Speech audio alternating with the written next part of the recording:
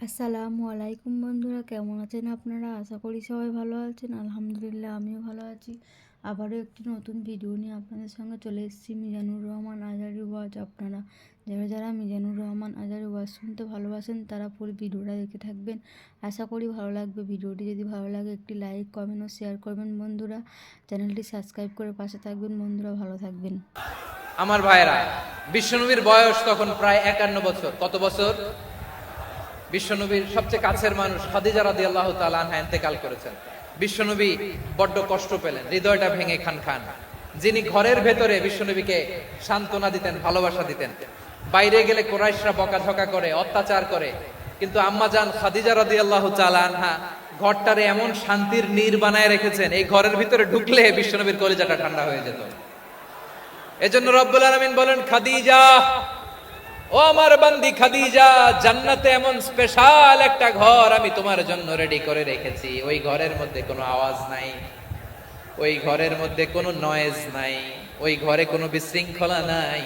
কারণ মক্কার জমিনে আমার নবী কুরাইশদের বিশৃঙ্খলা, নয়েজ আর ঝামেলাগুলোকে উপেক্ষা করে যখন তোমার ঘরের ভিতরে ঢুকতো, ঘরটারে তুমি শান্তির নীর, ঠান্ডা, নীরব, নিস্তব্ধ, নিঝুম আর শান্তির নীর বানিয়ে রেখেছো। এজন্য জান্নাতে স্পেশাল একটা শান্তির নীর আমি তোমারে উপহার দেব। ওই প্রিয়তমা স্ত্রী খাদিজা ইন্তেকাল করলেন, বিশ্বনবীর হৃদয় ভেঙে খান খান। আবার ওনার চাচা আবু তালেব ইন্তেকাল করলেন, যিনি পলিটিক্যাল শেল্টার দিতেন নবীকে। কে দিতেন? আবু তালেবের ভয়ে, বিশ্বনবীর এই চাচার ভয়ে কোনো মুশরিক নবীর গায়ে হাত দেওয়ার সাহস পায় নাই। এখন স্ত্রীও নাই, চাচাও নাই, নবীকে আশ্রয় দেওয়ার কেউ নাই, নবীর চারদিকে অন্ধকার। নবী এখন কই যাবেন? আমার পেয়ারা নবী নতুন স্টেশন খুঁজতেছেন, নতুন দাওয়াতি প্ল্যাটফর্ম খুঁজতেছেন। তিনি যায়েদ বিন হারেসা রাদিয়াল্লাহু তাআলা আনহুকে নিয়ে মক্কার পাশের একটা নেইবরিং সিটি তায়েফে চলে গেলেন। কোথায় চলে গেলেন? লালমনিরহাটের ভাইয়ের আওয়াজ করে বলেন, কোথায় গেলেন? তায়েফে চলে গেলেন দিনের দাওয়াত দেওয়ার জন্য। কি দেওয়ার জন্য? নাকি জমি কিনতে গেছিলেন? জমি কিনতে, দুনিয়ার যশ খ্যাতির জন্য, নিজের কোনো লাভের জন্য? তায়েফবাসীদেরকে জাহান্নামের আগুন থেকে বাঁচানোর জন্য। আওয়াজ করে বলতে হবে, ঠিক কিনা? বিশ্বনবী বিশাল মরুপথ, পাহাড়ি পথ পাড়ি দিয়ে তায়েফের মরুজমিনে গেলেন কোরআনের দাওয়াত নিয়ে, ইমানের দাওয়াত নিয়ে।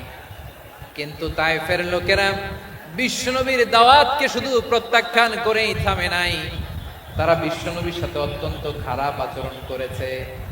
বিশ্বনবীকে শারীরিকভাবে হেনস্থা করেছে, আমার নবীকে শারীরিকভাবে অত্যাচার করেছে, আমার পেয়ারা নবীর গায়ে পাথর মেরেছে, বিশ্বনবীর গা বেয়ে ঝরঝর করে রক্ত ঝরেছে, নবী জামিনের মধ্যে লুটিয়ে পড়েছেন, আবার মেরেছে, আবার নবী হাঁটতে শুরু করলেন, পেছন থেকে আবার মেরেছে, আবার নবী রক্তাক্ত হয়ে জামিনের মধ্যে লুটিয়ে পড়লেন, আবার মেরেছে।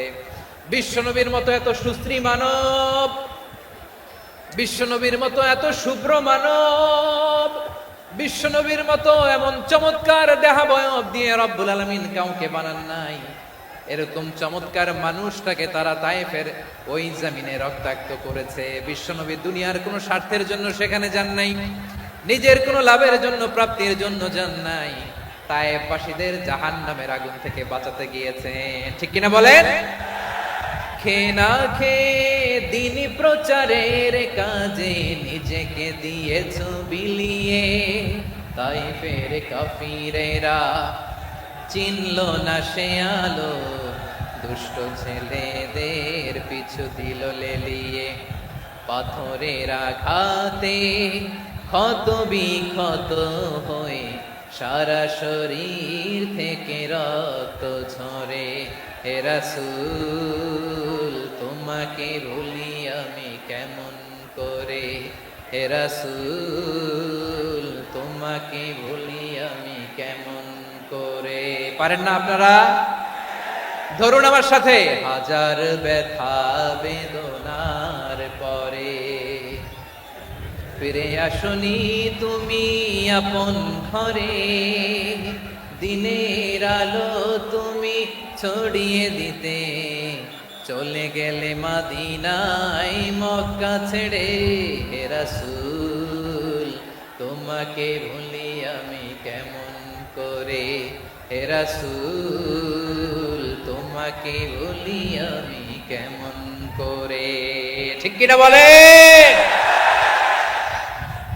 প্রিয় ভাইরা তায়েফের ছেলেরা নবীকে রক্তাক্ত করলো আমার নবী কই যাবে কই যাবে মক্কায় জায়গা নাই তায়েফে জায়গা নাই তায়েফ থেকে ভারাক্রান্ত মন নিয়ে আমার নবী মক্কায় ফিরে আসলেন বিশ্ব নবী মক্কায় ঢুকতে পারেন না মক্কার মরুভূমির দিকে তাকিয়ে উপত্যকার দিকে তাকিয়ে বিশ্ব নবী ধা ধা করে কাঁদেন ঝরঝর করে নবীর চেহারা মোবারক থেকে চোখের পানিগুলো বেয়ে বেয়ে পড়ে আমার জন্মস্থান আমার শৈশব কৈশোর যৌবন কেটেছে এই মক্কায় আমার এলাকায় আমি ঢুকতে পারি না বিশ্বনবী মক্কার অনতি দূরে দাঁড়িয়ে জায়েদকে পাঠালেন জায়েদ যাও দেখো কেউ আমাকে সাপোর্ট করার মতো আছে কিনা যাও অমুকের কাছে যাও সাইয়েদনা জায়েদ গেলেন তারাও প্রত্যাখ্যান করে ফিরিয়ে দেয় বিশ্বনবী বললেন যাও অমুক লোকের কাছে যাও তিনিও প্রত্যাখ্যান করে ফিরিয়ে দিলেন কেউ বিশ্বনবীকে আশ্রয় দিতে রাজি হয় না নিজ জন্মভূমিতে বিতাড়িত বিশ্বনবী সর্বশেষ বিশ্বনবী বললেন যাও মুতঈম ইবনে আদির ঘরে যাও মুতঈম ইবনে আদি মুশরিক তার কাছে যাও গেলেন মুতঈম ইবনে আদি রাজি হয়ে গেল সুবহানাল্লাহ বলেন দেখেন অনেক বিপদের সময়ও আমি নিজে সাক্ষী সামাজিকভাবে রাজনৈতিকভাবে কত ঝঞ্ঝা কত ষড়যন্ত্র কত কনস্পাইরেসি পারি দিয়ে আমাদেরকে সামনে এগিয়ে যেতে হয় এই শত্রুদের ভেতরেও একজনকে দাঁড় করিয়ে দেয় যে আল্লাহর কোরআনের জন্য রেডি হয়ে যায় করেন সুবহানাল্লাহ মুতঈম ইবনে আদি আল্লাহ তার মনকে নরম করে দিলেন মুতঈম বলে মুহাম্মদ আমি তোমাকে আশ্রয় দিব তার দুই ছেলেকে পাঠালেন যাও খোলা তলোয়ার নিয়ে স্কট দিয়ে গার্ড অফ অনার দিয়ে মুহাম্মদকে মক্কায় ঢুকাও আর বলো আমি আমান দেব আমান কি দিব আমান মানে সিকিউরিটি নিরাপত্তা সিকিউরিটি ছাড়া আমান দেওয়া ছাড়া কেউ থাকতে পারতো না মক্কায় দুই ছেলে বিষ্ণু ইসা ইসলামকে নিয়ে আসলো নবী কাবার চারদিকে তাওয়াফ করলেন নামাজ পড়লেন আবু জাহেল উতবা সাইবা ওয়ালিদ ইবনে মুগিরা সবাই দেখে কেউ কিছু করতে পারে না কারণ মুতঈম ইবনে আদি ঘোষণা দিয়েছেন আমি মুহাম্মদকে আমান দিয়েছি মুহাম্মাদের গায়ে যেন কেউ স্পর্শ না করে আওয়াজ করে পড়েন সুবহানাল্লাহ নবীর এই বিপদ কালে মুহূর্তে মুতঈমের হৃদয়টারে নরম করে দিল কে আচ্ছা লালমনির হাটের ভাইরা বলেন এই মুতঈম কি মুসলিম ছিল না মুশরিক সবাই বলতে হবে মুসলিম না মুশরিক তাহলে মুশরিকের কাছ থেকে নবী পলিটিক্যাল অ্যাসাইলাম আধুনিক রাষ্ট্রবিজ্ঞানের ভাষায় পলিটিক্যাল অ্যাসাইলাম যেটাকে বলে রাজনৈতিক আশ্রয় উনার আমান বা নিরাপত্তার এই ঘোষণায় তিনি মক্কায় ঢুকলেন যতদিন নিরাপত্তা ছিল ছিলেন মুতঈম যখন মারা গেল বিষ্ণু ইসলাম হিজরত করে মদিনায় চলে গেলেন সুবহানাল্লাহ কিন্তু মুতঈম যে বিশ্বনবীর উপকার করছে এটা বিশ্বনবী ভুলে নাই আমাদের অনেকে আছে উপকার করার পরে আর খেয়াল থাকে না খাওয়ার পরে গলা দিয়ে নামলে আর খেয়াল থাকে না এরকম আছে না নাই আমার নবী ভুলে নাই বদরের প্রান্তরে 70 জন কাফেরকে যখন বন্দী করে বিশ্বনবীর সামনে হাঁটু গেড়ে দাঁড় করানো হলো বসানো হলো 70 জন কাফের কয়জন বিশ্বনবী তাদের দিকে তাকিয়ে বললেন সহিহ বুখারীর বর্ণনা লাউ কানাল মুতঈম ইবনে আদি হাইয়ান সুম্মা কাল্লামানি হাউলাই নাতনা লা তারাকতুহুম লাহু বদরের প্রান্তরে 70 জন বন্দী কাফিরের দিকে তাকিয়ে আমার নবী বললেন আজকে মুতঈম ইবনে আদি যদি বেঁচে থাকতো আর তোমাদের 70 জনের ব্যাপারে যদি মুতঈম এক বাক্যে একটা সুপারিশ করত তার সম্মানে আজকে তোদের সবাইকে আমি মাফ করে দিতাম সুবহানাল্লাহ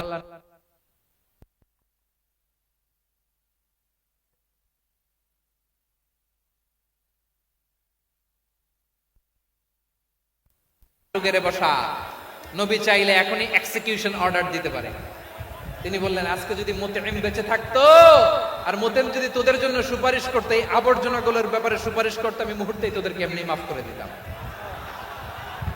এবার বলেন ইসলাম কি ন্যারো মাইন্ডেড না ব্রড মাইন্ডেড শুধু তাই নয় যাকে যে সম্মান দেয়ার আমার নবী দিতেন হোক আস্তিক হোক নাস্তিক হোক মুসলিম হোক অমুসলিম বিষ্ণু ইসলাম যখন রোমান সম্রাটের কাছে চিঠি লিখেছেন আমার প্রিয় লালমনির হাটের ভাইরা অল্প কয়েক মিনিট কয়েকটা জরুরি কথা বলবো এদিকে তাকান এদিকে তাকান রোমান সম্রাটের কাছে বিশ্বনবী যখন চিঠি লিখলেন মিন মুহাম্মদ রাসূলিল্লাহ ইলা হিরাকলা আযীমির রোম, মুহাম্মদের পক্ষ থেকে হিরাক্লিয়াসের কাছে, যিনি হচ্ছেন আযীমির রোম। এটা নবী নিজ থেকে বানায় লিখছেন অতিরিক্ত সম্মান দিয়ে। কোন রাষ্ট্রপ্রধান যখন আসে তাদেরকে আমরা কি বলি জানেন? তার নামের শেষে HE এটা লিখতে হয়, H.E. মানে হিজ এক্সেলেন্সি। কি লেখে? হিজ এক্সেলেন্সি অথবা ইউর হাইনেস, ইউর ম্যাজেস্টি। দেখেন, বিশ্বনবী সাল্লাল্লাহু আলাইহি ওয়াসাল্লাম সব নবীদেরও নবী। তিনি একজন মুশরিক খ্রিস্টান সম্রাট রোমান সম্রাটের কাছে চিঠি লিখতে যায়, লিখতেছে ইলা হিরাকলা আযীমির রোম, হিরাক্লিয়াসের কাছে আমার চিঠি, যিনি রোমের আযীম, হিজ হাইনেস, মানে রোমের অনেক সম্মানিত এক বাহাদুর। আওয়াজ করে বলেন সুবহানাল্লাহ। তার মানে যাকে যে সম্মান দেয়ার এটা বিশ্বনবী দিতেন। এমনকি যেই ইহুদিরা ভালো ছিল এই ইহুদিদেরও প্রশংসা করেছেন বিশ্বনবী মুহাম্মদুর রাসূলুল্লাহ সাল্লাল্লাহু আলাইহি ওয়াসাল্লাম। এক ইহুদির প্রশংসা করেছেন বিশ্বনবী। ইহুদির কার? কার? আমি তো আমার ভাইয়ের প্রশংসা করি না, আমি তো এক আলেম আরেক আলেমরে স্পেস দেই না, আমি তো এক দায়ী আরেক দায়ীর সাথে বসতে চাই না। আমার নবী ইহুদির প্রশংসা করে। কার প্রশংসা? ওই ইহুদির নাম ছিল মুখাইরিক। সিরাত গ্রন্থ ঘাটলে পাবেন। তিনি বলেছেন মুখাইরিক খাইরু ইয়াহুদ, Mukhayriq is the best of the Jews. জুইসদের মধ্যে সে সবচেয়ে ভালো। কেন প্রশংসা করলেন তার? এর কারণ মদিনা চার্টারে কথা ছিল সব ধর্মের মুসলিম, মুশরিক, ইহুদিরা মিলে মদিনাকে রক্ষা করবে। কিন্তু তৃতীয় হিজরিতে যখন উহুদের যুদ্ধ শুরু হলো, সবার কথা ছিল যেই আক্রমণ করে আমরা মদিনাকে বাঁচাবো। কোন শহরকে বাঁচাবো? মদিনাকে। কিন্তু কুরাইশরা যখন অ্যাটাক করলো, ইহুদিরা আর আসে না, ইহুদিরা আর বেরোয় না। বিষ্ণু বললেন, ওহে ইহুদিরা, তোমরা না চুক্তি করলে আমার সাথে যে মদিনা বাঁচাতে সবাই ঝাঁপিয়ে পড়বো, আসো। একটা ইহুদিও বেরোয় না, কেউ আসে না সেদিন, একজন ছাড়া। তার নাম মুখাইরেক। তার নাম কি? মুখাইরেক বাহাদুরের মতো ঘোড়সাওয়ার হয়ে বেরিয়ে গেলেন এবং বললেন, গোটা ইহুদি সাম্রাজ্যের একজনও যদি না আসে, আমি মুখাইরেককে কেউ ঘরে আটকে রাখতে পারবে না। বেরিয়ে আসলেন, এসে বললেন, আমি মুহাম্মদের পক্ষে যুদ্ধ করব। আমি মারা গেলে আমার সম্পদ আমার উত্তরাধিকারীরা পাবে না, আমার সম্পদ তোমরা মুহাম্মদকে দিয়ে দিবা। সুবহানাল্লাহ বলেন। উহুদের ময়দানে 70 জন মুসলমান শহীদ হলো। এই ইহুদি সেও মুসলমানের পক্ষে যুদ্ধ করে নিহত হলো। সুবহানাল্লাহ বলেন। মুসলিমদের লাশ যখন নিয়ে আসা হলো, এই মুখাইরিকের লাশও নিয়ে আসা হলো। মুসলিমদের লাশের পাশে মুখাইরিকের লাশ দেখে বিশ্বনবী মুখাইরিকের প্রতি অনেক খুশি হলেন।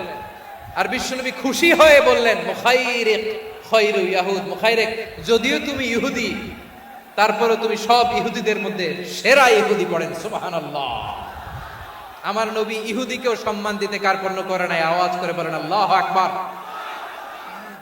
প্রিয় ভাইরা, এবার সর্বশেষ আওয়াজ করে বলেন, ইসলাম কি ন্যারো মাইন্ডেড নাকি ব্রড মাইন্ডেড? সবাই বলেন, ন্যারো মাইন্ডেড না ব্রড মাইন্ডেড? এজন্য অমুসলিম হইলেই তারা আমাদের শত্রু নয়। শত্রু কারা? এই লালমনির হাটের ভাইয়েরা শোনেন, শত্রু কারা? যে সমস্ত অমুসলিম আমাদেরকে নিশ্চিহ্ন করে দিতে চায়, যে সমস্ত অমুসলিম আমাদের ভূখণ্ড থেকে আমাদেরকে তাড়িয়ে দিতে চায়, যে সমস্ত অমুসলিম আমার ধর্ম নিয়ে তুচ্ছতাচ্ছিল্য করে চিল্লায় বলেন ঠিক কিনা, তারা আমাদের শত্রু। সাধারণ অমুসলিমরা আমার শত্রু নয়। এই যে হিন্দুরা থাকে এরা আমার ভাই, বৌদ্ধরা আমার ভাই, খ্রিস্টানরা আমার ভাই, ইহুদিরা আমার ভাই। তারা দিনই ভাই নয়, তারা মায়ের পেটের ভাই নয়, তারা মানবিক দিক থেকে ভাই। ও মানুষ, আমিও মানুষ। ইসলাম মানুষকে সম্মান করে, চিল্লায় বলো ঠিক কিনা।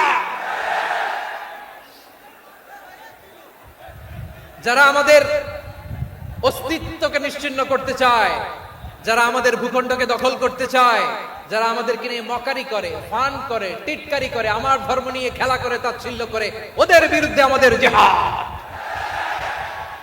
সাধারণ মুসলিম আমাদের শত্রু নয়। আপনি জানেন